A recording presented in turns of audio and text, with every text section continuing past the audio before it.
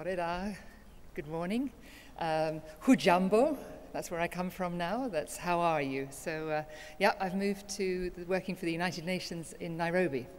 And my baptism of fire was, of course, the Westgate affair. So I have to say, I was quite taken by the fact that shortly afterwards, UN New York sent a counselor and psychologist for us and told us that the reason we have such a strong pension plan is because nobody gets to use it.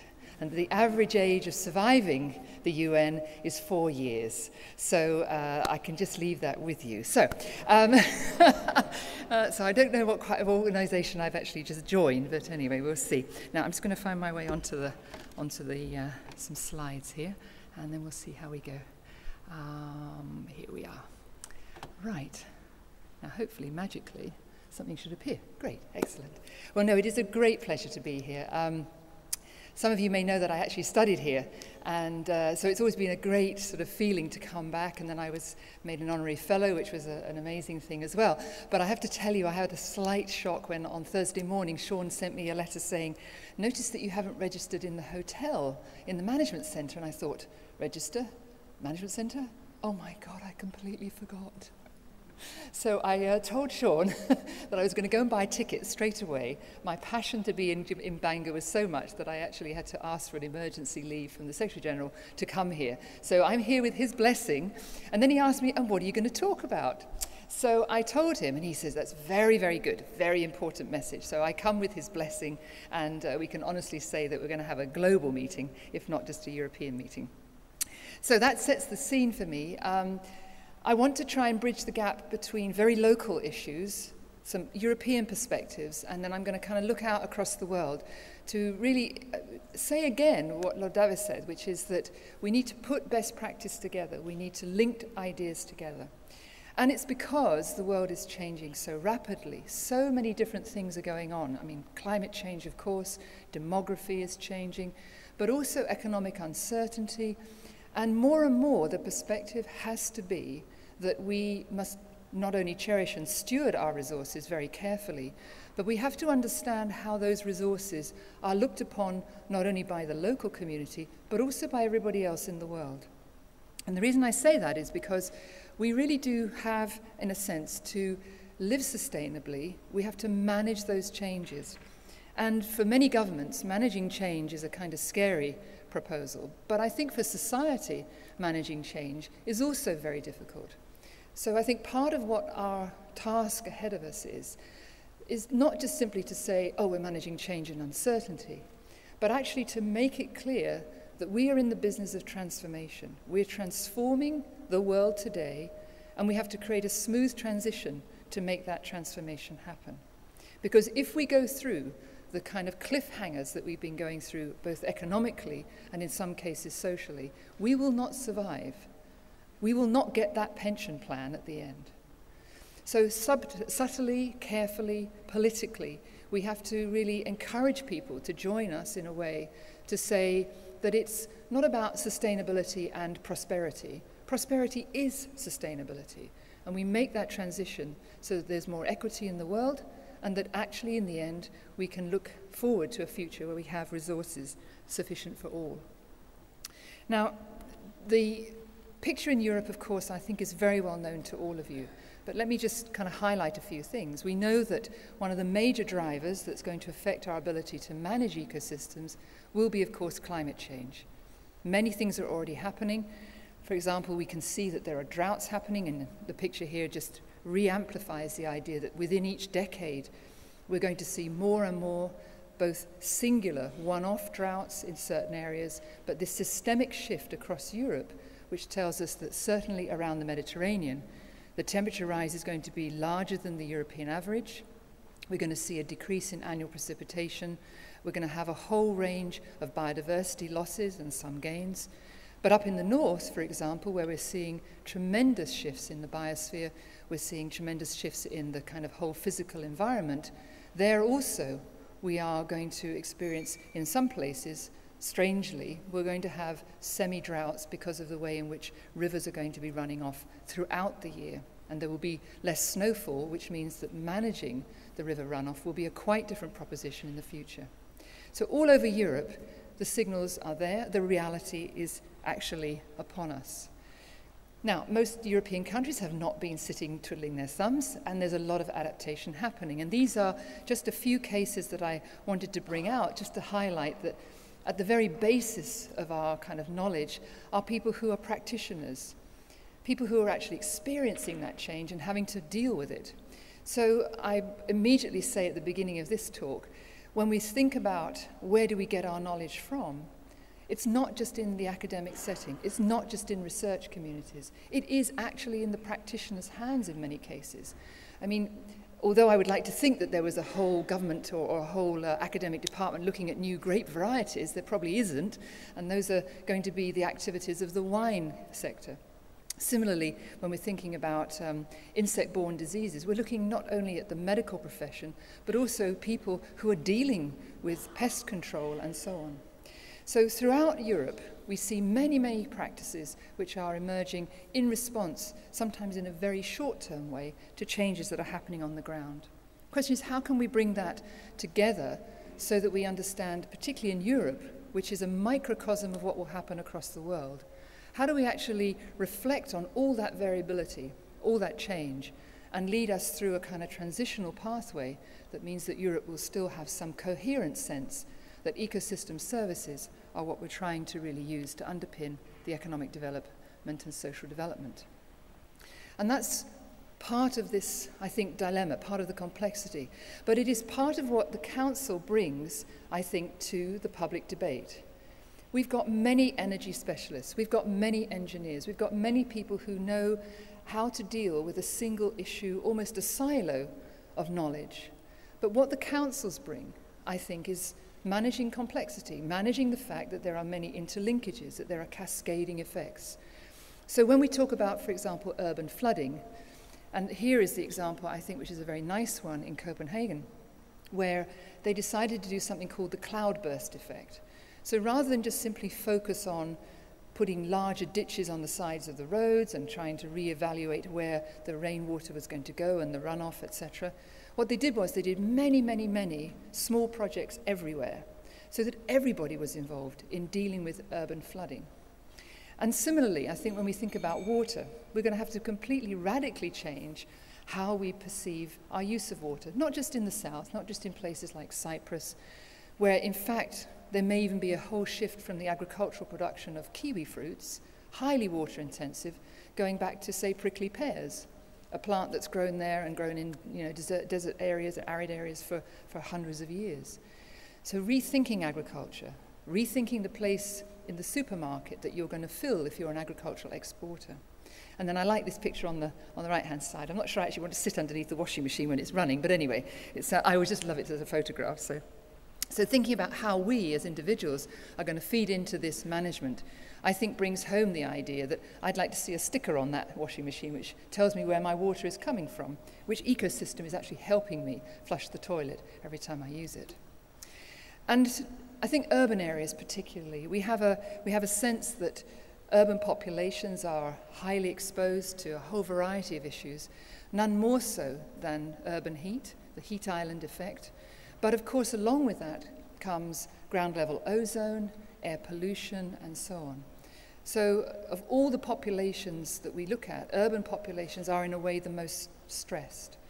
And we can see that when we think about heat wave risk, where that actually occurs, and certainly the ability to perform and to function on a daily basis will, in many cases, be compromised. So once again, thinking about ecosystems in that setting, we have some good examples of placing green spaces, having areas where people can move out to. I think Berlin is a great example. I mean, even with the low emission zones and so on. These are all ways of helping people think about their city in a fundamentally different way. So let me just sort of step away a little bit and look at the European policy perspective. It is absolutely clear, if you read the rhetoric and you look at the policies that are there, that we have a kind of commitment in Europe to really protect and conserve and enhance our natural capital. It's a moot point what you define as natural capital. We have the salami slices that would like to have the natural capital, social capital, urban capital, finance, and so on. And then there are people who just generically think about natural capital. Here in the UK, of course, with the ecosystems assessment, there's very much an underpinning that we kind of see what will go into the natural capital box. But it isn't so clear everywhere. So that's one issue, I think, for this community, and this community that I'm part of, to think about is terminology, being very clear what we actually mean when we talk about capital. But I think what is also rather unique, apart from, say, China, and fundamentally in some of the more sort of Asian thinking, is this idea of life cycle. Life cycle thinking as a fundamental to delivering sustainable development. It is clearly articulated within the policy setting, but sometimes it's very difficult, because the research actually isn't there, to talk about what that life cycle looks like. In water, I would say that we have done a huge amount. We've had water footprinting, we've had water accounts, virtual water. So there's been a huge debate about how we manage water through the life cycle. But when we think about waste and when we think about a lot of resources, there we have a challenge, because many of the things that we have in society are legacy. They don't have a little contents. They don't have what this product is made of. So we have some difficulties, particularly in the electronics industry, to really unravel that. And of course, it's tied up with intellectual property. You know, no telephone company worth their weight in gold, literally, is going to tell you how much gold is in that telephone, because they'd actually rather like it if you sent it back. And in fact, that's always something I used to say. Which would you rather have, a truck of ore from the most rich mine in the world, or my telephone has just gone off, it'll stop in one moment, or a truck full of telephones? Well, you should always take the truck full of mobile telephones, because it's got way more gold in it. But life cycle thinking is something very, very fundamental to looking after ecosystem services, because it brings us back, not just the cradle to grave, but the cradle to cradle thinking. So when we're managing ecosystems, it's very important that we can articulate what the natural capital is and how those services, in a way, feed back into it, and how we can sustain them in the future, in the face of climate change and so on. Now, in the past, EU policy was very much broken up into these silos. Thematic strategies on eco-efficiency and so on. Then we had integrated product policy, hugely contentious amongst some of the politicians in the Parliament, in the European Parliament. And then a somewhat successful thematic strategy on the prevention and recycling of waste. But these really did not go to the heart of what we wanted. In fact, what we really needed to have was something which was more integrated. Now, I don't think from any stretch of imagination that what we have is a fully integrated European policy. But a lot of thought went in from Janusz Potocznik and others to try to fit in, so to speak, with the industrial strategy of Europe. And so we saw this emergence of the resource-efficient Europe feeding into sustainable growth, inclusive growth, whatever that is, smart growth, whatever that is, but some kind of growth, and then, you know, the high-level goal. I think there's a fundamental question in Europe, with the European elections upon us next year, as to whether, with a swing towards skepticism for Europe, I won't say entirely anti-EU, but a move in that direction, whether or not we can actually sustain the EU 2020 thinking, this life cycle thinking, and the way in which we integrate our use of resources, our dependence on ecosystem services, and how we then provide for the rest of the world. So this is the kind of top layer, and where we talk about how we will measure our performance. But look at the very bottom line. It says, within our policy setting in Europe, that we're going to measure the environmental impacts and our natural capital or ecosystems, as well as seeking to take into account the global aspects of EU consumption. This is one of the very highly contentious statements, because it says that we're going to hold ourselves accountable. Now, I don't know if you talk to your neighbours, but I can be quite sure that many of my neighbours when I lived in Europe were not so keen on that. They didn't really want to have their lifestyle compromised in any way. But how do we do it? Well, it isn't easy. And one of the challenges, I think, when we talk about ecosystem services is that we just simply have not got them well enough articulated into the accounting structures. So there is a move afoot. We have something called the Volume 2 of the strategic, of the system of environmental accounting, a sort of pilot study. But we're not there yet. And so as a result, we're using proxies for what are fundamentally local resources to articulate what the impact of Europe's imports and exports looks like. Now, it's a very, very crude measure, but the aim of all of this is to try to decouple our growth from a variety of measures. One of them, of course, is emissions, but there are other things that we can look at. We can look at NOx and SOx, we can look at resource depletion and so on.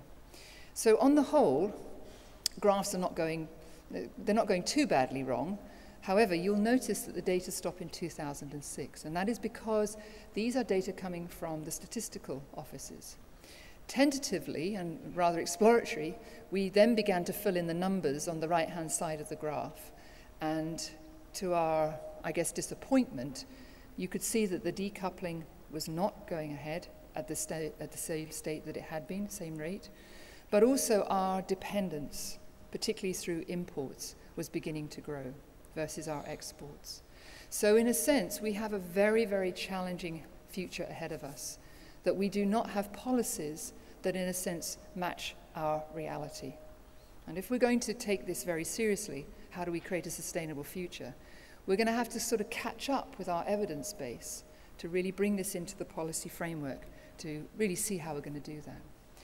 Now, I just put down some of the ways in which we can measure environmental impacts, and some of you are experts in this is your day job, but there's a whole way in which things can be weighted, and I'm sure any of you who've done an environmental impact assessment, or maybe even a sustainability environmental impact assessment, will know quite a few of these. But imagine trying to put them all together. And let me just pick out carcinogens as an example. It's taken us 50 years to get a policy to ban mercury. We knew after the war that mercury was really bad for you. We knew about Minamata, but it's taken us 50 years to get to that policy. So we have a whole legacy of carcinogens, and the question is, why are we not moving towards green chemistry, to clean chemistry more quickly? Because this is a burden and a load that if we were to put it into that calculation, the one I just showed you, would weigh very, very heavily on the price that we would pay for all of our goods and services. So I think it's worth sort of reflecting on this fact, because ultimately, if we are going to be dutiful citizens, and Europe usually sort of steps up to the plate, then in fact these are some of the things that will come to haunt us or, in a sense, to challenge us. So now I'm going to sort of think about more of the global setting in which managing our resources, our ecosystems, is extremely important. All over the world, we're getting signals about different changes on very local scales, on biodiversity, on social and economic change. In other words, are we losing biodiversity, for example, because of mining, deforestation, through fires, or just literally because of logging, the way in which we use our oceans, and so on. Keeping track of that is really, really critical. I mean, it's something that I've been passionate about for 35 years. So having access to Earth observation, making it freely available, having it on a mobile phone, having it easily accessible so policymakers understand the implications of the ecosystems they're going to lose when they plan to do something is absolutely vital. Making certain that it's authenticated is also very important. And so we're thinking about launching a data citation to go along with the science citation world, so people who spend their time gathering and actually quantifying the world will also get credit alongside of those who produce scientific reflections. On top of that, another pull on us is that there are many, many natural disasters which wipe out a local capacity to sustain whatever the population is. It is getting increasingly clear that most of our cities, unlike the rhetoric and the economics of the past, which have said that through market forces, cities are our most efficient way of living on the planet. No, no, no, no. If you start looking at the footprint of cities very carefully today, you will notice, in fact, that we have become profligate in our use of resources, particularly around energy, and of course the way that we sustain and fuel a city to, essentially to support its population. That pull on agricultural land, that pull on resources, on water, on ecosystem services, is becoming disproportionately larger around cities than around smaller local and regional centres. So in a way, we have a genuine problem. If we lose, for example, a major city because of a tsunami or because of a storm surge, because of an earthquake, how do we then sustain those large centers of population? Because now we really don't even have the infrastructure to deliver the resources. So understanding how natural disasters resonate through not just a nation, but also through the export and import and the trade of resources, and what that ultimately means for a local ecosystem, is becoming much, much more critical for us to be aware of. So when we're thinking about planning for the future, it's no longer possible to have plans that are static, or even to have plans that perhaps go out to 2050. These are, I would say, almost daydreams. We really have to lock into understanding how things are going to change on a decadal scale, certainly. And to do that, we need to share knowledge. We need to make sure that people are understanding both the potential and the reality. But critically, what would be great would be to have the equivalent of the ecosystems assessments done at both local, national, and regional scales, so that we can see the interlinkages as climate change is coming through and as social pressures on those ecosystems occur. So planning, I think, will become one of the most difficult, but one of the most important parts in this transitional phase. Who's going to do it is a very good question. And here I think I come back to my plea at the beginning, which is to broaden the knowledge, the pool of knowledge that we have, where we have practitioners, people who have experience in actually building or actually creating new infrastructure or even entrepreneurship, so that we can imbue the plans of the future with a lot more richness and diversity of knowledge than we have today. I just want to now finally end up with a discussion about a country, about the US. So these are all things that are kind of going on. And a very, very interesting paper that was brought out in the journal Ecological Engineering has just shown that a country like the US has very, very significant problems facing it. And they've adopted this kind of sort of strapline, I guess, working together on adaptation. And the idea that they showed was that if you put all the global megatrends and pressures across the USA, you will see that, in fact, the combination of energy scarcity with poor maintained or just poor ecosystem services, together with megatrends around cities building up, mega regions, essentially exposes nearly 50% of the US population to what is a radical unsustainability in the future. All of southwestern the USA, California out to New Mexico.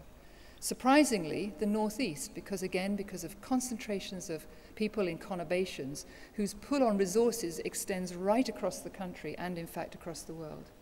Of course, the Gulf Coast, around Florida, Miami, and so on, all the way through.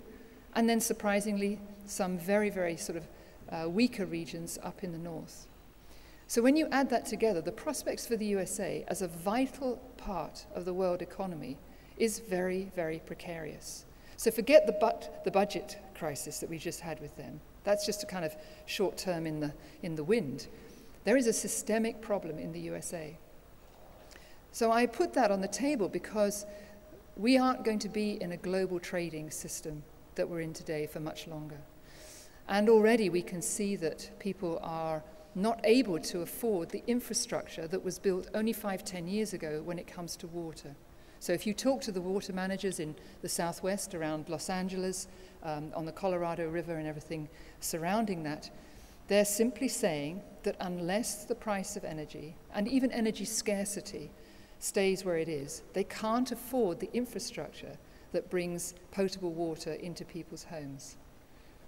Now, on the East Coast it's not so extreme, but still the infrastructure is extremely fragile.